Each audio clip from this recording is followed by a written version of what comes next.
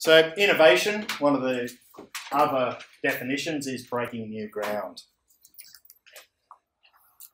This is a well-known innovator, Steve Jobs. And he says innovation distinguishes between a leader and a follower. Why is that? Because people who invent stuff, people who follow that. Yeah, you can reproduce what's out there. It work really well to plans, but to actually make the plans, to redefine what the plans are, you need to lead the way. The quote from Einstein here. Cannot solve our problems with the same thinking we used when we created them. Now, why is this linked to innovation? Yeah, right, even more so. It sort of links to creativity. It does, yes, it links to creativity. You have to think about other solutions to fix a problem. Yeah. Always one sort of thinking. You need to change the way you think, yeah. In fact, it links nicely back to one of Apple's original promos, was think differently. So you probably remember when they were trying to advertise Apple computers for a while, they took that innovation concept and saying that using this product, you'll think differently, which is a bit much, really. But this is where innovation comes from. So we've got to take this context of innovation when we start looking at it. Now, one of the outcomes for innovation is to evaluate the impact of design and innovation on the society and the environment. This comes straight out of the syllabus. So when they go to write a question on innovation, they'll go, all right, I'm going to ask a question on this, and they will look at ethical and environmental issues, considerations for designers and society, sustainable technologies, protection of intellectual property rights and responsibilities of the designer, and impact on Australian society. So this is sort of their dot points that they might ask a question around.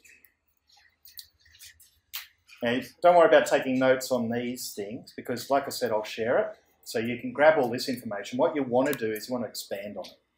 So you might put a note very quickly on this outcome, but I'm going to break these down into more detail for you down the track, okay? So, ethical issues. What is an ethical issue? In any general sense. When we talk about ethics, what is ethics? Morality. Morals, yep. Can be morals, that's one part of ethics.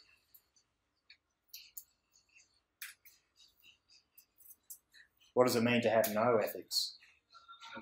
No morals, no values, yeah, that's the other one. Morals and values can have slight differences. So when we're talking about ethics, we're talking about the morals and values regarding it. So one of the ethical issues that often gets raised in designs or the design process is safety. And I added in there of consumers and workers.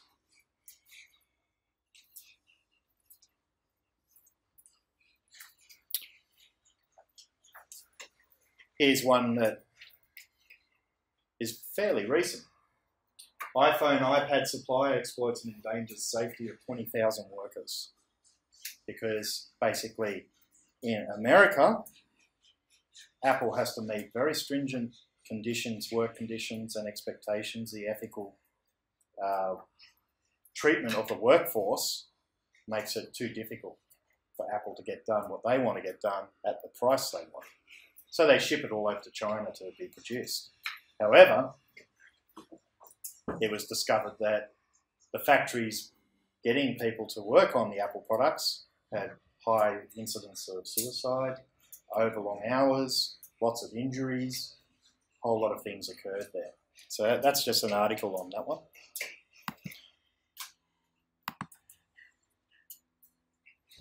And of course, even here, we're thinking of the worker at that point. What about the consumer themselves? So you may look at redesigning something, an innovation. However, that innovation has to still keep in mind the safety. is a toothbrush for 2 to 6 year olds where the toothbrush head comes disconnected from the toothbrush itself. So the product got recalled. That's an actual recall, 10th of February 2015. That's how current it is.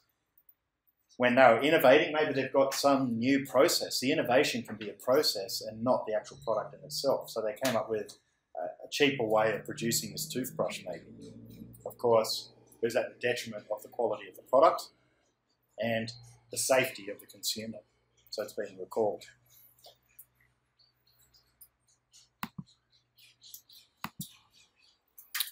Privacy.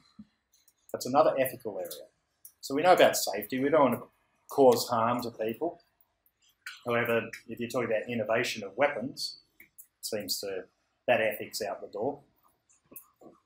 But privacy is another area that's becoming quite important now because we're working in a digital world where you've got a digital identity and digital footprint. And one of the things that has popped up lately, you may have seen it on the news, may not have, and this one we can watch what they say.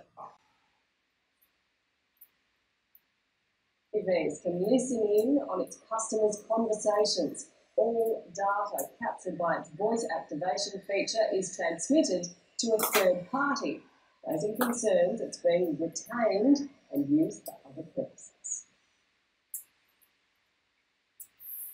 It's lagging a bit.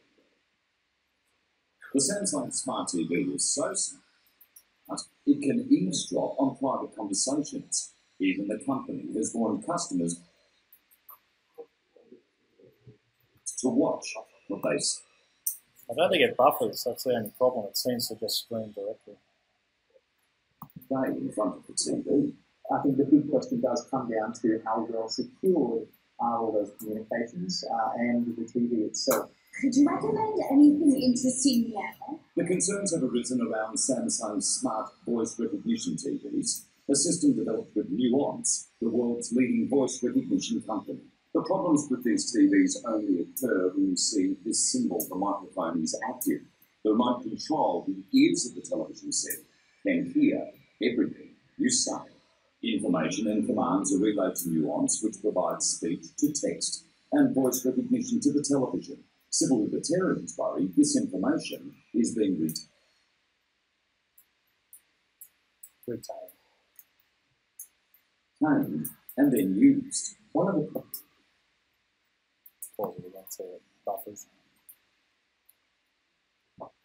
problems is that people don't know what it's for. And if you're being encouraged just to accept the idea that your TV is going to spy on you without thinking about it too much, that's a problem. Samsung does list a warning in its fine print and told 7 News it takes consumer privacy very seriously and uses security and encryptions to secure personal information to prevent unauthorised use. David. Right.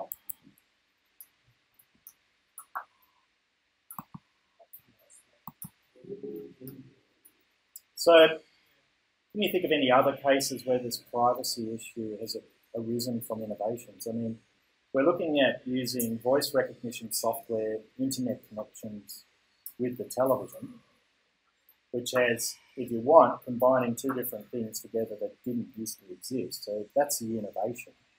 However, we've now got this ethical issue that's arisen from it.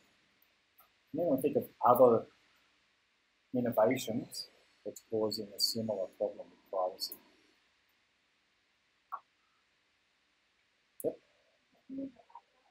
Yep. The use of cloud services almost. The fact that all that data is now online and possibly available to other people. Yes, that's another one.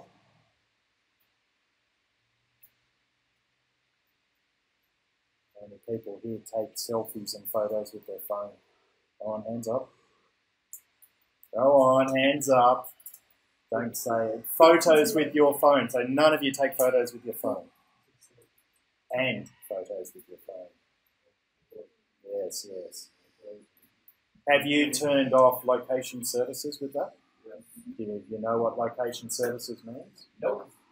Okay, location services means that your photo comes along with a bit of information about where it was taken.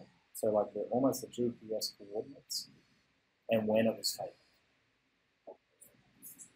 Which means if you upload it to Facebook and someone has a way of getting the photo, they can get that information as well.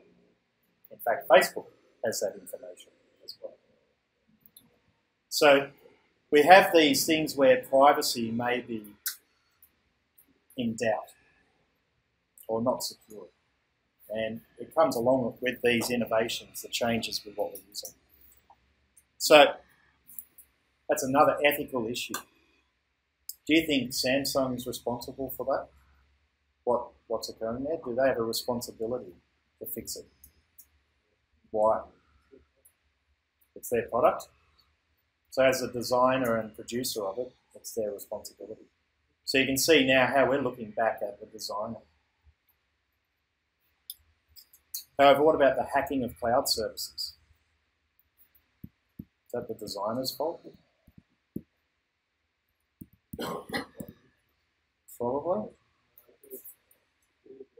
Yeah, so they've probably got some responsibility in securing it more, yeah. However, it's not like they've made a glaring ethical problem, because really it's the hacker, if you want, that's causing the main problem then. Now, copyright and patents is another ethical issue in the whole innovative process. In fact, there's been a massive court case from the CSIRO in recent years based on their greatest innovation, which has been taken up by almost every mobile device there is, and that's Wi-Fi. Didn't mean to go there, I meant to go on the link. Wi-Fi, which is a new innovation, still relatively new now, replaced Bluetooth as a way that we can connect things. It was made by Australia's scientific organisation, the CSIRO. Apple, IBM, Google, name your big industry product out there that uses Wi-Fi, illegally used Wi-Fi and tried to make the case for it.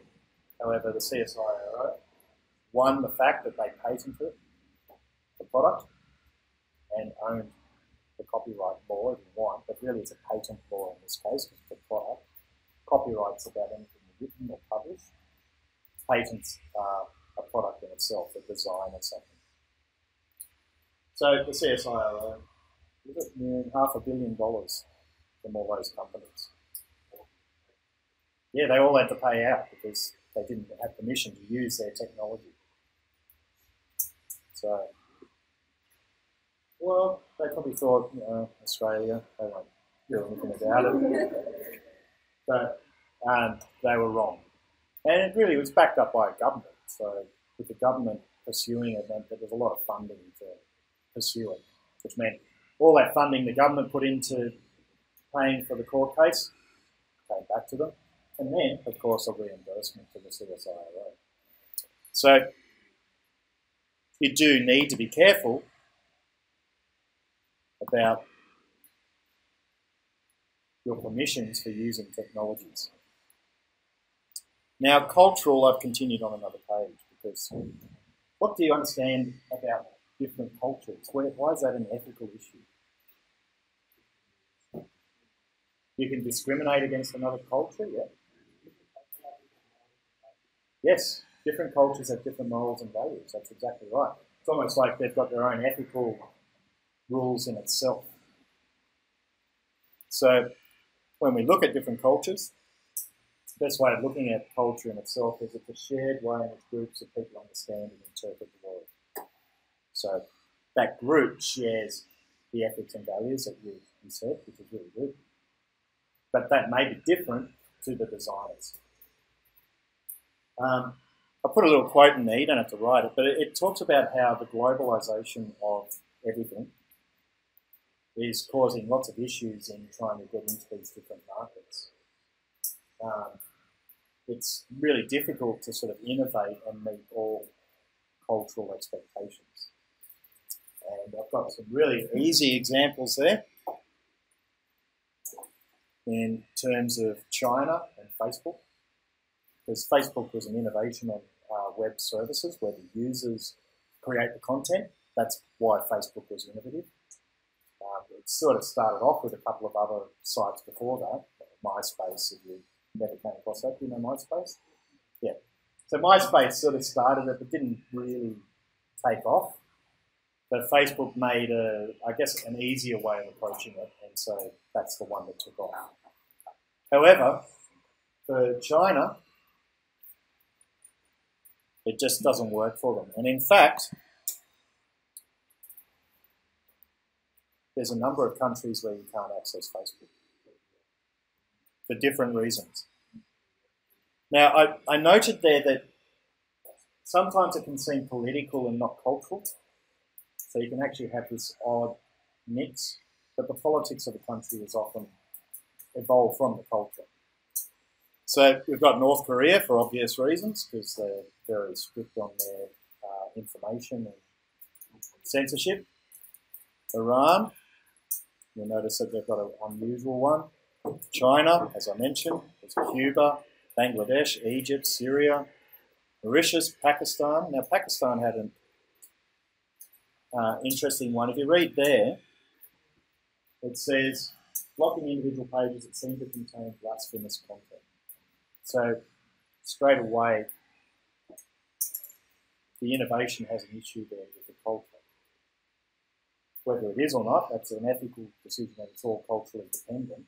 But if you wanted to access a certain market, you have to consider these things.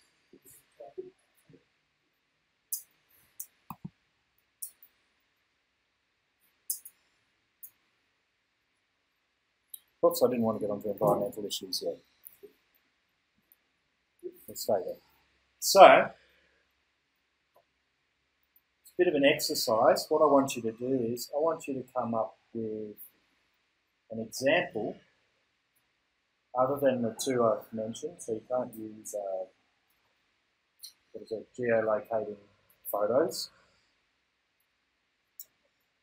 and the Samsung TV. And you can work together. It's not you have to come up independently. 3 examples of innovations that have an ethical impact. An impact on either the way they're made. So ethical impacts can be on the production process, the actual way they get to the design, or on what occurred to the consumer. Okay? So that's your task for now. And then I'll put them up on the slideshow. So I'll pause that recording.